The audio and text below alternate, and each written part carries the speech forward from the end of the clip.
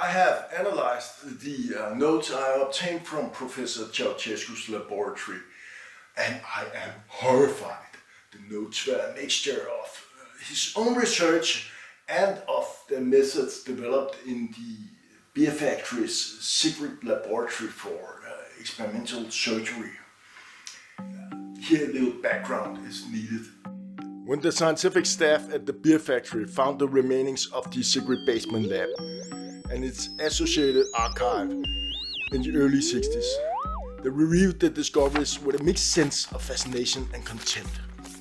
A paper was written, but never published. In fear of the public outrage, it was decided to destroy the evidence and erase any trace of the appalling experiments on humanoid creatures the lab conducted. And that should be the end of it, but it didn't seem that everyone agreed on that decision. Before my fallout with Professor Ceausescu, he told me with glee that he had found the archive, so someone secretly moved its content in 1964. To my great surprise, Professor Ceausescu had decided to restart the research program. He told me that he had developed a new method. This method involved whale shark eggs and a weird type of electrified gene therapy. He said that his new method would make his humanoid guinea pigs suffer less. But that's not true. Though his method has a higher success rate than the old one, it's just a refined method of cruelty. I must say, this is the total moral decline of a man I once so greatly admired. What's the meaning of life? Man sometimes says. I know exactly why God brought me into this world. I have to find the archive, expose the madness, and stop this once and for all. Not all of the scientific staff at the beer factory knew of the secret lab. But one I know of for sure was Dr. Morrow, the scientist who wrote the unpublished paper. So through a thorough detective work of Professor Ceausescu's notes, public archives and old phone books, I discovered that he had a research fellowship at the beer factory between 1960 and 1968. In that period he lived at Fasangarden, a villa located in the park Frederiksberg Garden. Fasangarden now houses a restaurant, but earlier notabilities like the poet Adam Oehlenschläger had lived there.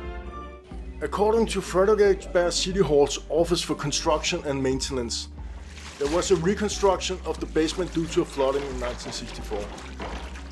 That is a little suspicious, since the weather report shows that it was the driest year in Denmark ever. The sparse official documents indicate that the flooding only affected the basement under the annex, and the mandatory blueprints and the layouts was never filed. That's not much of a lead, but that's what we have. So let's get to Frederiksberg Garden and see what we can find. Fasangarden's main building is just behind me. The annex is located on the other side of the house, so I'll see if I can get through the tree lines unnoticed.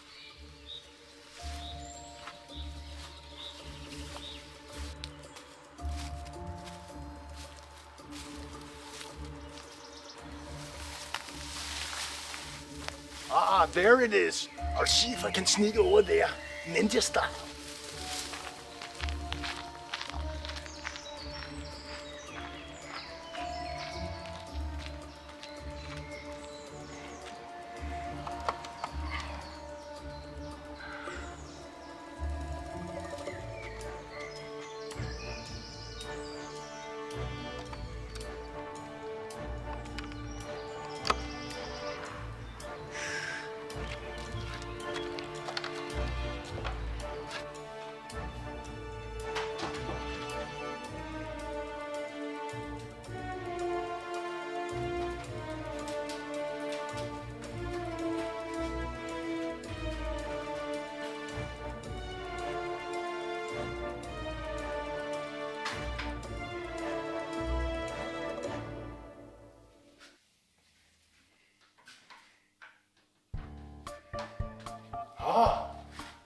that?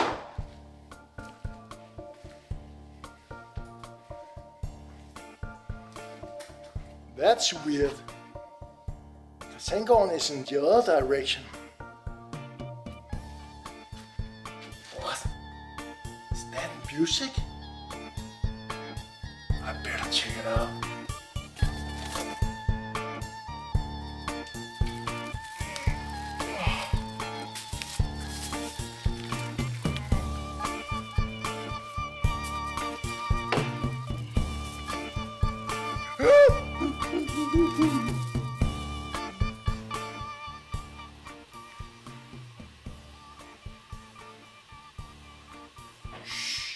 Hush, hush, my friend.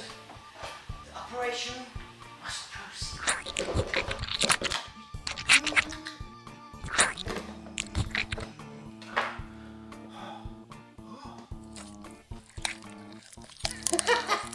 The Nobel Prize. We did it. We actually did it. I'll be back for you, my fishy friend.